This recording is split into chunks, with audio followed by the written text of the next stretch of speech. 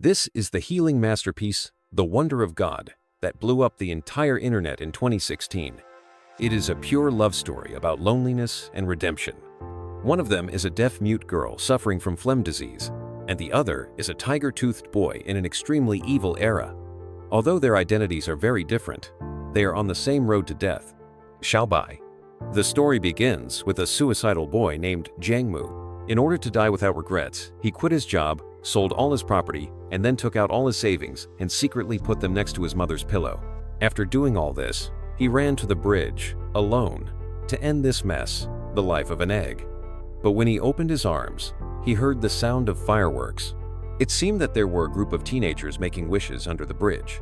Perhaps he was kind-hearted, so he canceled his suicide plan. But vaguely, he saw memories of his elementary school days in his mind. At that time, he was a notorious evil boy in the school. For Jiang Ye at that time, life was just a boring battle. For this reason, he specially formed a stand team. He either bullied people with his friends or ran to the dangerous river to jump. Just when he was almost bored, a strange girl appeared. The teacher asked him to introduce himself, but he didn't say a word until the teacher gently patted him. Then he took out a notebook and slowly turned it over to his classmates. First meeting. My name is Xiaozi. I want to make friends with you. The classmates have never seen this way of introduction. Especially Jiang Ye's curiosity was almost pulled to the peak. Until the last page was turned, the classmates all went crazy because it said, "I'm sorry, I can't hear." Speaking of the new school, the classmates were very curious about Xiaozi, especially the way to communicate with him. But gradually, the classmates felt that this was very troublesome. It was simply a waste of time. Xiaozi was not only deaf, but also had a very serious pronunciation disorder. Every time he had a music class, he would make strange sounds. Because of this, the classmate always hated him. He often instigated the classmates to ridicule Xiaozi and said that he would ruin the chorus competition. Over time, the classmates, everyone, was deliberately distancing themselves from Xiaozi. Even the most stubborn Jiang Fei had changed. During class, everyone took turns to be lazy in reading the text. Xiaozi read incoherently. Everyone in the class could understand him, but he knew what he was reading. When it was Jiang Ye's turn, he actually imitated Xiaozi's behavior, which made the whole class laugh. Because he laughed at his classmates, he was scolded by the teacher on the spot. He was still angry until the end of the get out of class and even threw bloodstones at Xiaozi. After noticing Jiang Ye, Xiaozi mustered up the courage to walk up to him and said in sign language, "I want to be friends with you." Unfortunately, Jiang Ye was not angry at all. Perhaps because he noticed Xiaozi's grievance, the school specially opened some craft classes for her. However, during class, the classmates were very anxious and stood up to refute that Xiaozi should not be wronged. Xiaozi wasted everyone's time. Fortunately, a girl named Zuo Yuan stood up. She was the only one in the class who studied together. She became Xiaozi's only friend and the second girl who was isolated in the class. Who is she? Who is she? Maybe it was because of too much ridicule that Zuo Yan suddenly disappeared. When the teacher announced the news that Zuo Yan transferred to another school, Jiang Ye had a strange feeling. He felt that Xiaozi had harmed Zuo Yan. If he hadn't been friends with him, Zuo Yan wouldn't have transferred to another school. So he wrote a lot of bad things about Xiaozi on the blackboard. When Xiaozi found out, he pretended to erase it and said it was a prank by someone else. Xiaozi saw it, but didn't expose it. He just took the chalk and wrote a thank you on the blackboard. Maybe Xiaozi was too gentle for Jiang Ye to accept. So from that day on, his behavior became more and more excessive. After class, he rolled up his books and yelled at Xiaozi's ear. When Xiaozi's nephew came to his side, he suddenly found something unusual. He walked up and said he wanted to see Xiaozi's hearing aid. When he got the hearing aid, he threw it to Grandpa Jiang. Grandpa Jiang threw it out of the window with disgust. This accident was just the beginning.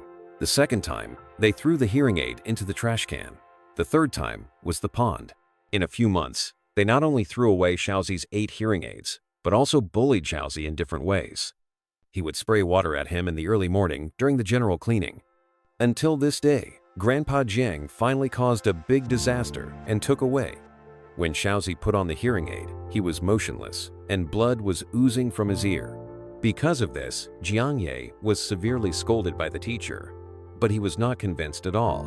After school, Xiaozi suddenly stood in front of him, not to get angry, but to take out a notebook and write a sorry. He knew that he was different from ordinary people, and that he would cause trouble again. Unfortunately, knowing that he was wrong, Zhang Ye did not accept it, but snatched the notebook and threw it into the pool. When Xiaozi rushed into the pool, he frantically searched for the notebook. But this time he did not pick up the notebook, but just squatted and pressed the notebook hard. After that day, Xiaozi suddenly disappeared until the principal suddenly found the class. He told the classmates that Xiaozi's hearing aids were very expensive. 8 sets of hearing aids were equivalent to about 1.7 million Japanese yen. The number of yuan shocked Zhang Ye instantly. He vaguely remembered his mother's hairdressing job. Even if you work hard every day, it is difficult to earn this much money. Just as he was shocked, the head teacher was furious and shouted loudly, "Who is bullying Xiaozi?" The next second, the students who participated in the newspaper association were all panicked. They all blamed Zhang Ye for pushing all the responsibilities. In their opinion, only one person was enough to take the blame. After school, the good brothers turned against each other on the spot. Zhang Ye was pushed into the stinking ditch. He never dared to dream that he would end up like Xiaozi. That evening, his mother took him to collect a large amount of cash. He could see his mother's disappointment, especially when he saw her apologize. He no longer had the arrogance of the past.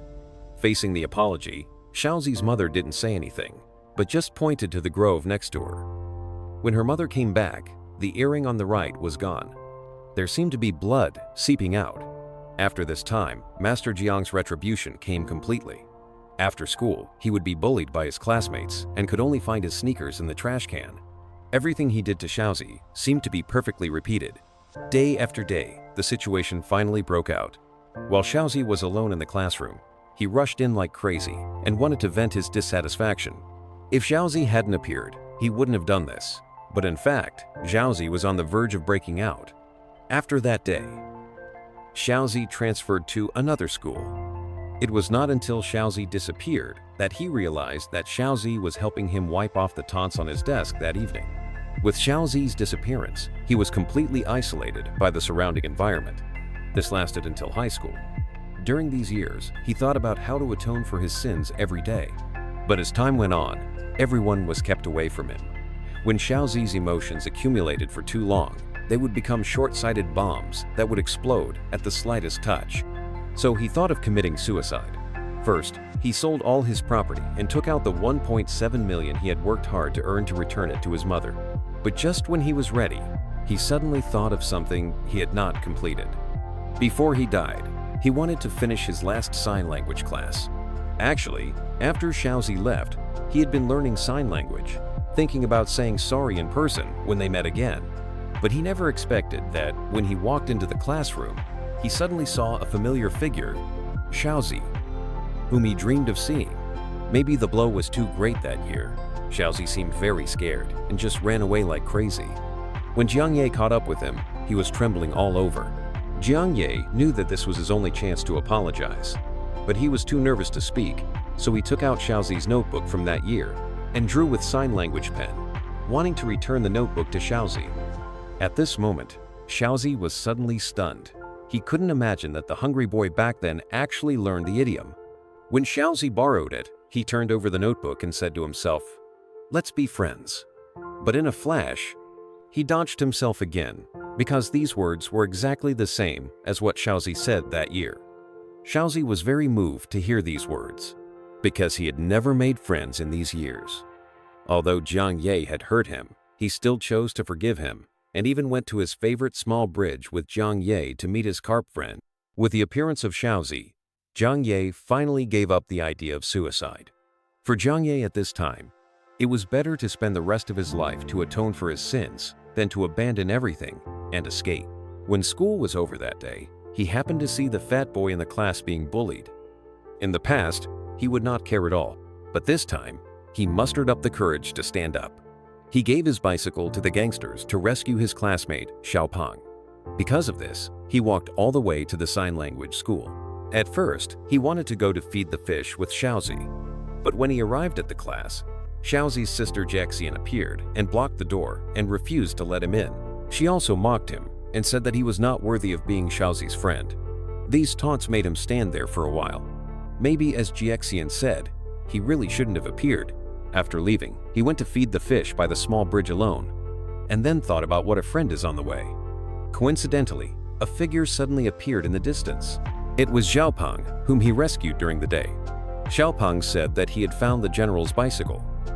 Facing Xiaopeng's appearance, the general felt the warmth of the world for the first time. For the first time, a stranger entered his world. Later, they became best friends, went to school, and ate together. A smile gradually appeared on Jiang Ye's face. During dinner that day, Jiang Ye suddenly asked what qualifications were needed to become friends. Xiaopeng was instantly interested when he heard it. He held a potato chip in his mouth and answered that love transcends all words. It is not necessary at all. At this moment, perhaps encouraged by Xiaopeng, Jiang Ye once again went to the sign language school. This time, he did not retreat when facing Jishan, but he could not dispel Jishan's disgust. Just when he was distressed, Xiaopeng suddenly appeared. He pulled Jishan over and looked like he was going to relieve his friend's anger. With the help of Xiaopeng, Jiang Ye finally met Xiaozi. They came to the small bridge and said something, unspoken for this encounter, until the boy took out the notebook and said that they wanted to review the contents of the past together. Because of guilt, Jiang Ye was a little afraid to look directly at it and knocked the notebook away in a panic. When the notebook fell into the river, the boy jumped in without hesitation. Jiang Ye really couldn't understand why he did this, so he jumped in too. It was this jump that completely untied the boy's knot. When they climbed up the shore, the boy thanked him with a gentle face and said that he looked forward to seeing him next time. Unfortunately, all of this was seen by Jishan. He didn't understand his sister's thoughts. Why should he forgive someone who hurt him? So he posted the video of Jiang Ye diving on the internet because Xiao Chang forbids diving. Jiang Ye received it. The school punished him, especially when Xiaozi found out. He ran to his sister and got angry, saying that his sister was meddling in other people's business. In a fit of anger, he planned to run away from home. It was raining heavily outside that day, and he happened to run into Jiang Ye, who was leaving. Under Jiang Ye's escort, they walked aimlessly until late at night, until they met Xiaozi's mother. In fact, his mother would never forgive Jiang Ye because the kidney blood incident caused by Jiang Ye caused irreversible damage to Xiaozi. Now, even with the best hearing aids, he can hardly hear anything. A few days later, Xiaozi suddenly got rid of Jiang Ye and asked him to help find his old friend Zuo Yuan, the only girl willing to be friends with him. It's a pity that there has been no news about Zuo Yan since he transferred to another school, but the words were read back to him. In the end, it was Xiaozi who broke through the silence. He sent a text message to thank Jiang Zi for his help. Seeing Xiaozi's touching smile, Jiang Ye was stunned for the first time. After they arrived, they found Zuo Yuan as they wished. She was still the girl who liked sign language. In order to avoid embarrassment, Jiang Ye left alone and planned to go for a walk on the street. Coincidentally, he ran into his nephew, the girl who bullied Xiaozi with him. After this time, he wanted to make his nephew and Xiaozi reconcile. But the reality was that Ji was the same as before. As soon as they met, she showed her true colors and snatched Xiaozi's hearing aid. He wondered why there was only one time, and Jiang Ye hurriedly stepped forward to stop him, saying that Xiaozi was his friend. Hearing this, Jiang Ye smiled instantly. If you want to be friends with someone you bully, you must have a problem with your brain. Are you dating? Xiaozi didn't hear a word of these conversations, but just stood aside thoughtfully. After that day, Xiaozi seemed to have suddenly changed. He dared to take the initiative to blow his hair into Danmawei. After making the change, he took the initiative to dig out the sauce and handed him the gift he had prepared for a long time, and then said firmly, "Looks good? Yes. It's beautiful. It's a pity that the confession was not good this time." He stopped the like into the moon and made Xiaozi repair it. His face turned red. Gradually, Jiang Ye's personality became more cheerful, and he made many new friends. Many of them were his old classmates. To celebrate, they planned to go to the amusement park together on the weekend. But strangely, Ji Ye also showed up and acted very close to Xiaozi. At first, Jiang Ye thought Ji Ye had changed, but in fact, Ji Ye was full of bad intentions. In the evening, he invited Xiaozi to ride the Ferris wheel together and said that he would help him take pictures. Coincidentally, this time they were alone together and were recorded by Ji Shan. In the video, Ji Ye kept complaining about Xiaozi, saying that he ruined the general's life and their small team. The point is that the kind boy has been, even though he was beaten by Ji Ye, he still sought forgiveness. In order to completely resolve the knot, Jiang Ye took the initiative to call out the people from the past. But when talking about the past, no one was willing to admit it. They even pushed the responsibility to Jiang Ye again, saying that everything was Jiang Ye's responsibility. Maybe it was because of the boy's feelings. Jiang Ye took the initiative to talk about the mistakes in the past. Everyone's mistakes here. When the incidents of bullying the boy were mentioned one by one, the classmates left one by one. In the end, only Xiaozi was left there. He was afraid that Xiaozi would be sad, so he forced a smile and changed the subject. He asked him where he wanted to go for summer vacation. After that day, Jiang Ye was once again isolated by the world. Li Xiaozi also disappeared suddenly. It was not until this day that Jiang Ye met Yuzuru under the small bridge that he knew that Xiaozi's grandmother had passed away. In order to make Xiaozi happy, he took the initiative to invite Xiaozi to the park to relax. They walked along the quiet path together and watched the waterfall together. But as they walked, Jiang Ye was suddenly tripped by the coercion in front of him. Xiaozi ran over with a wronged look on his face and apologized, saying that it was all his fault. He only brought misfortune to those around him. If it weren't for him, his friends would not have left Jiang Ye. But at this time, Jiang Ye's mentality was exactly the opposite. He knew that he was the one who brought misfortune. A few days later was Xiaozi's mother's birthday. Xiaozi invited Jiang Ye home for the first time to see. For the sake of her daughter, her mother calmed down for the whole night and agreed to go out together to watch the fireworks. That night, Xiaozi dressed up very beautifully. After Jiaxian and her mother left, he slowly closed his eyes and smiled. Then he suddenly said goodbye to Jiang Ye and said he was going back to study. When he said goodbye, Jiang Ye didn't find that Xiaozi's farewell was unusual. Coincidentally, Jiang Ye suddenly found Jiang Ye and asked him to go home to get the camera. When Jiang Ye rushed home, he happened to see Xiaozi on the balcony. Go, give up, Jiaxian, why are you looking at me? Please give me some more strength. I won't run away again. I will look at everyone's face and look at everyone's. Was voice. At that time would I have said it. With the efforts of Mr. Jiang, Xiaozi was given the motivation to live. Unfortunately, when he pulled Xiaozi back, he fell down. Later, Mr. Jiang fell into a deep coma and might never wake up again. In order to atone for his sins, Xiaozi's mother knelt in the hospital and repeated, "I'm sorry," over and over again. Especially when the nephew heard about it, he ran over and beat Xiaozi. He felt that everything was Xiaozi's responsibility. If it weren't for Xiaozi, Mr. Jiang wouldn't have been in trouble. Facing the nephew's discovery, Xiaozi didn't resist at all, but just repeated, "I'm sorry," over and over again. When Mr. Jiang's mother rushed to Xiaozi's, his emotions also completely collapsed. That night, Master Ji walked in the rain in a daze. But suddenly, an umbrella appeared behind him. It was Xiaozi who appeared.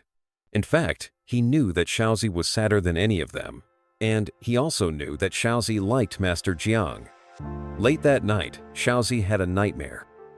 In the dream, Master Jiang said that he was leaving and could no longer accompany him to the small bridge. After waking up, he ran towards the small bridge like crazy, fearing that everything in the dream was real. At this moment, Master Jiang in the intensive care unit suddenly woke up. Maybe he noticed something. He tore off the tube like crazy, screamed, and ran out of the hospital trembling. In a trance, he also had a trace of fear, fearing that Xiaozi had died. Until he walked onto the small bridge